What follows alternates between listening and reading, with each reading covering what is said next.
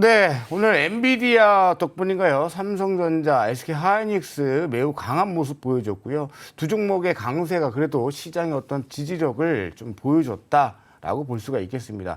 덩달아 인공지능도 같이 좀 급등이 오전에 나왔다가 오후에 좀 밀렸지만 또 생기 있는 모습들을 보여줬죠.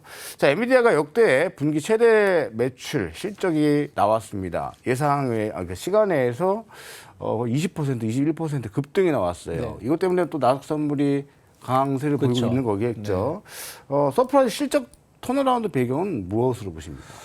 일단은 1분기도 좋았습니다. 1분기 매출이 영업이익 모두 좋게 나왔어요. 그러니까 매출이 예상치보다 10% 정도, 영업이익도 예상치보다 20% 정도 네. 좋게 나왔고, 예를 들어서 컴퓨터라든지 이런 게임용 그래픽 칩 수요는 상당히 많이 좀 감소했는데 네. 이미 그 서버요, 챗 GPT 관련된 AI 관련된 서버용 칩 수요가 좀 많았다라고 보고 있고요. 그때 이제 실적 발표했을 때는 엔비디아가 주가가 한 7% 정도 올랐었어요. 근데 이제 그 다음에 이제 2분기 가이던스를 발표를 했는데 예상치보다도 시장에서 예상하는 것보다 50% 이상의 매출을 보여줄 수 있다라는 그 전망을 내면서 주가가 갑자기 한 25, 제가 순간적으로 28% 정도까지 오르는 것까지 봤었는데 어마어마하게 상승을 했습니다. 그래서 지금 엔비디아가 올해만 하더라도 주가가 1월 1일 기준 대비해서 100% 이상 올랐었는데 300달러에서 375달러까지 차트 보시면 엄청나게 지금 상승을 좀 하고 있고 이것이 이제 나스닥 선물을 좀 이끌고 있다라고 보고 있습니다. 일단은 챗 GPT가 엄청난 수요를 좀 불러일으킬 수 있다라는 어떤 기대감이 나오는 게 최근에 애플이 그 챗 GPT 관련된 그 접속하지 말라고 네. 했거든요. 네. 삼성도 관련돼서 지금 그 사용하지 않고 있습니다. 이게 뭐냐면 우리가 처음에 예상했을 때는 챗 GPT를 통해서 조금 개발을 같이 할 거라 생각을 했는데 그게 아니라 각자 도생, 각자 비슷한 서비스를 내겠다라는 것이죠.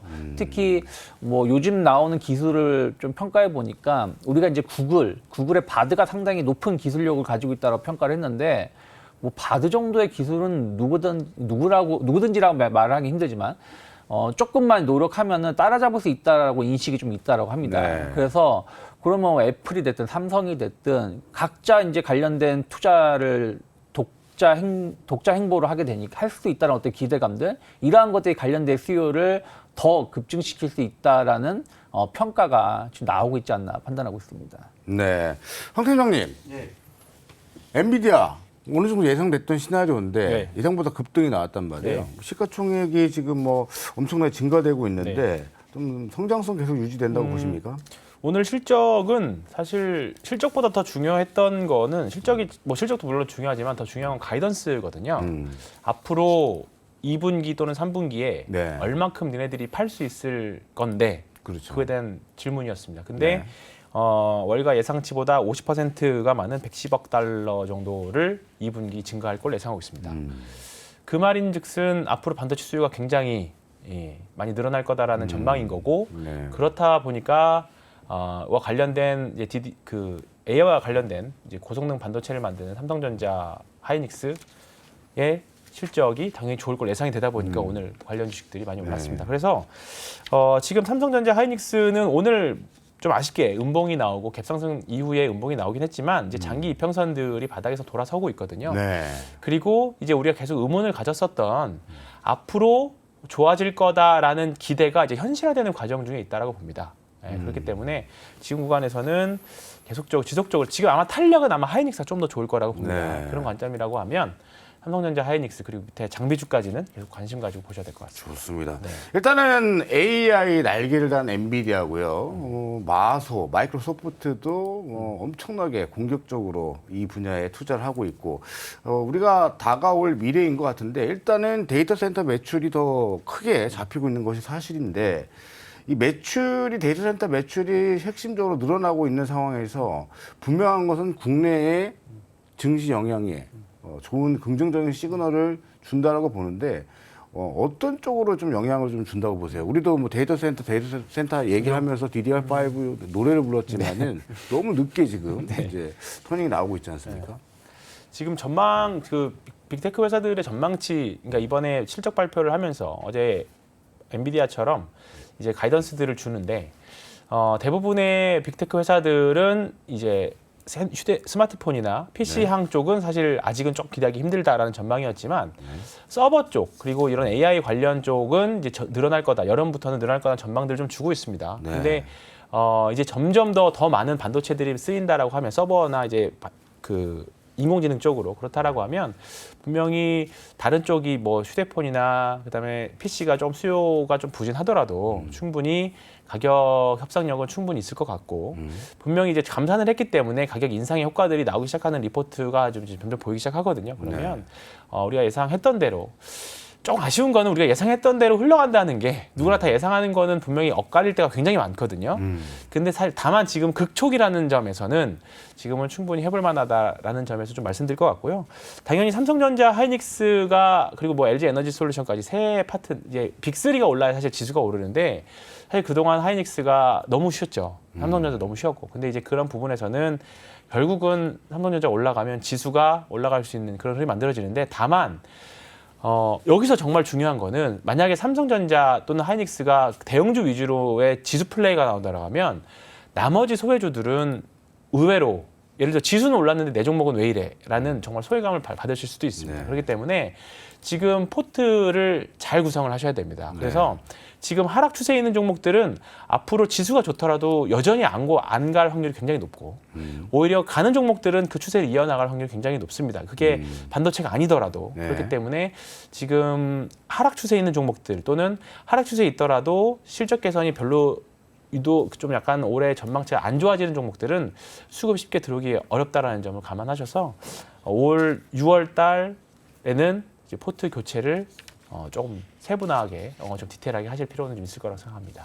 네. 홍부장님은 좀 어떻게 보세요? 저는 이게 이제 좀 고민을 좀 할 필요는 있다 생각하고 있어요. 무슨 말이냐면 미국에서도 보면은 그 AMD 주가는 그렇게 많이 오르진 맞아요. 않거든요. 지금 AMD가 물론 시간에서 7% 정도 오르고 있습니다만은 그 엔비디아하고 비교했을 때 엔비디아는 이미 주가가 100% 이상 올랐었는데 AMD는 거의 주가가 물론 적게 오른 건 아니지만 상대적으로 덜 올랐다라는 것이죠.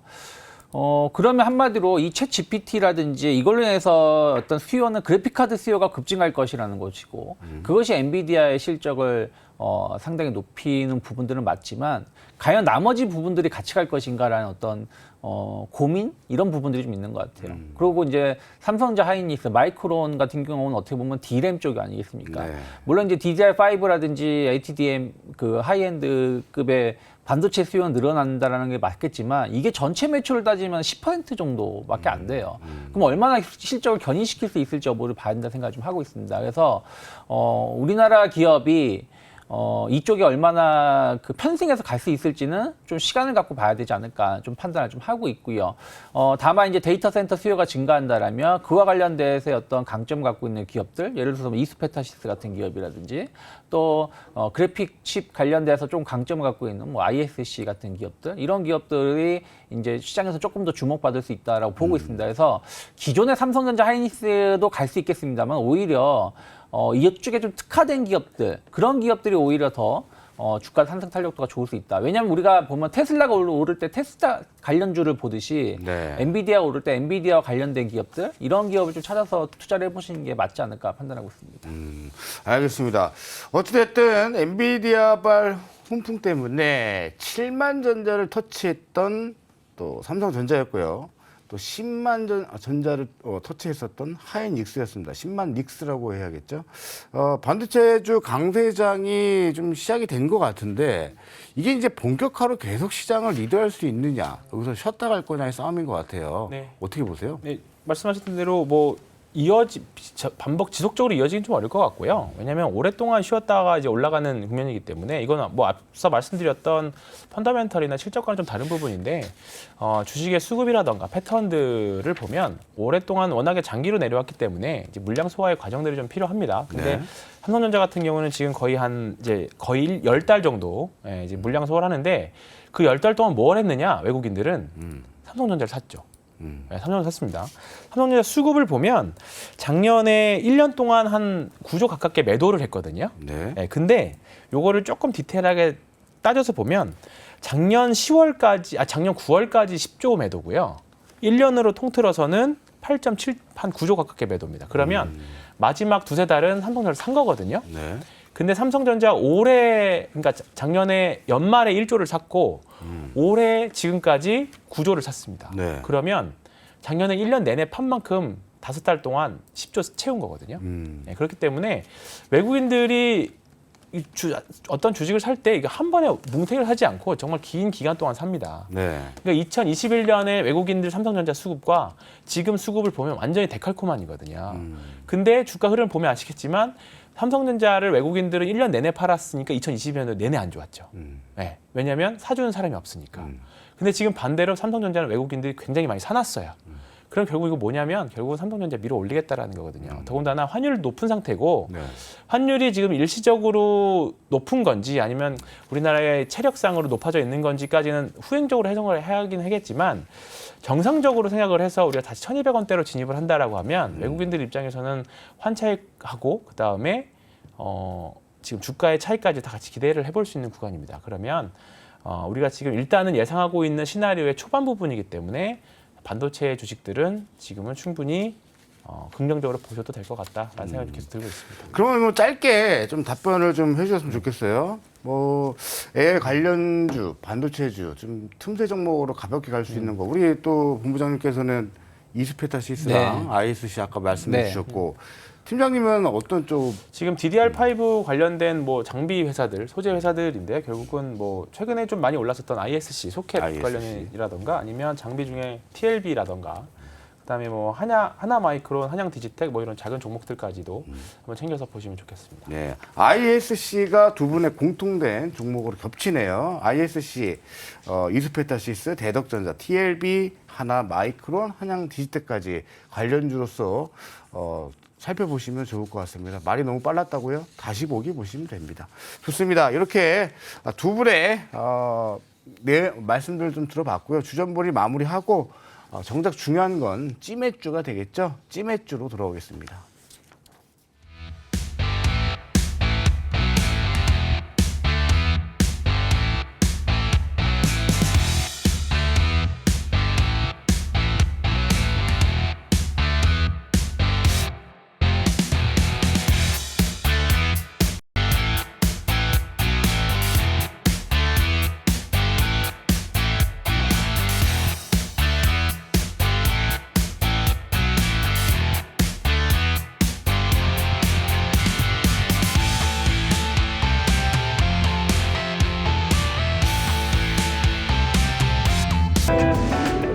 이로운 경제 채널 EBC